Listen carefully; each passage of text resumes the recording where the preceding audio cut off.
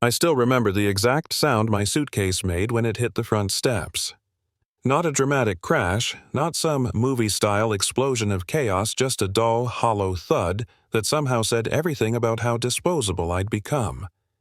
3 minutes earlier, that house was still ours.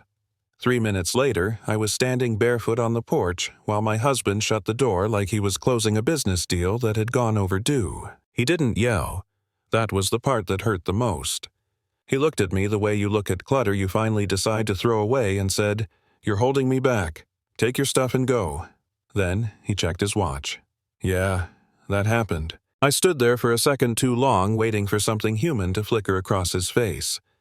Guilt, doubt, anything. Nothing came. From behind him, the woman I didn't know was living in my house leaned against the kitchen counter smiling like she'd just won something she'd been planning to steal for a while. I didn't scream. I didn't beg. Pride kicked in before my heart could fall apart, and I picked up my bag like it was a shield. By the time I reached the sidewalk, that pride cracked. Tears came fast, hot, humiliating. Cars passed. A neighbor pretended not to see me. And just like that, I became the woman people look away from, the one whose life collapses in public while the world keeps moving. I had no job, no savings I could access. No family left except memories.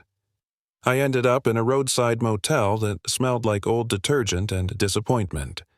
I sat on the edge of the bed and laughed once a short, broken sound because it was either that or scream. I kept thinking, how did I get here? When did I become so easy to erase? The next morning, hunger forced me up.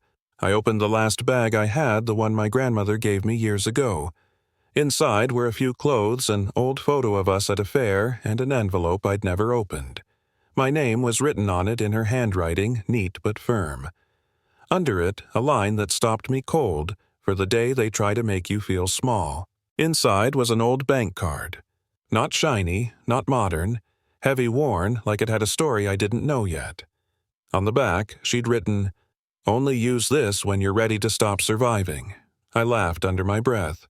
My grandmother was a school librarian. She reused tea bags. Whatever this was, it couldn't be much. But desperation makes you hopeful in stupid ways. I walked into a bank downtown more out of stubbornness than belief.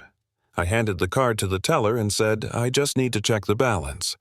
He frowned, shrugged, and swiped it. The screen froze. His smile vanished. Somewhere behind us, someone whispered, "That name." Lights flickered. Conversations stopped. And then a man in a suit rushed over like I'd pulled a fire alarm. "Ma'am," he said, voice tight, "we need you to come with us, now." 10 minutes later, I was riding an elevator to the executive floor, heart pounding so hard I thought I might pass out. I kept thinking they'd made a mistake, that security would escort me out any second. Instead, I was led into an office with floor-to-ceiling windows and a man who looked like he hadn't slept properly in years. He didn't sit. He just looked at me and said, "You're the heir." I blinked. "The what?" He exhaled slowly like he'd been waiting a long time to say this. "Your grandmother was a founding partner. She never sold her stake. It transferred to you." I laughed. Actually laughed. "You've got the wrong family." He didn't smile. He explained numbers, percentages, influence, control, words that felt unreal coming so soon after I'd been kicked out of my own home. I kept thinking, this can't be happening to me. I was nobody yesterday. Then the tone changed.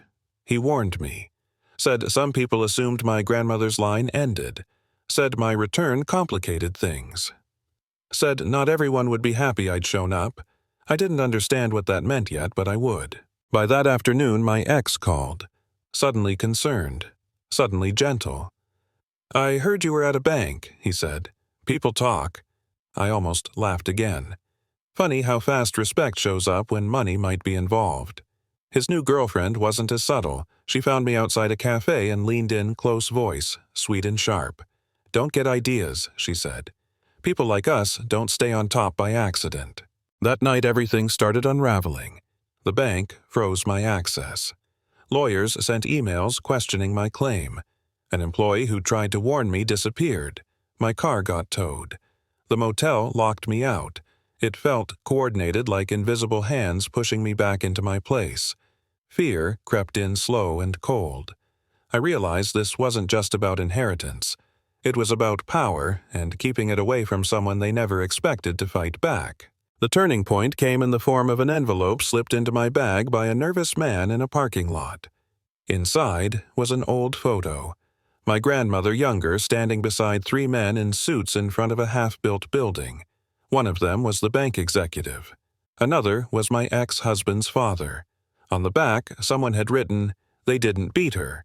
They buried her. Don't let them do it again." That's when it clicked. My marriage wasn't random. My erasure wasn't accidental. I wasn't inconvenient. I was dangerous to a story they'd been telling themselves for years. The next morning, I walked back into that bank with nothing left to lose. The boardroom was loud when I entered. Accusations. Panic. People who'd dismissed me the day before now stared like they were seeing a ghost. I didn't raise my voice. I didn't have to. I laid the original agreement on the table, the one they said didn't exist, the one proving my grandmother was forced out for refusing to play along. My ex burst in halfway through, red-faced, shouting that I didn't belong there. He said I was nothing without him, that I'd always been nothing. For the first time, his words didn't land. I looked at him and realized how small he actually was, clinging to a system that propped him up. The vote was fast, unanimous. Control shifted. People who'd ignored me now avoided my eyes.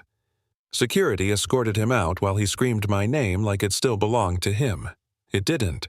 Later, alone in that office, I sat in a chair I never imagined touching.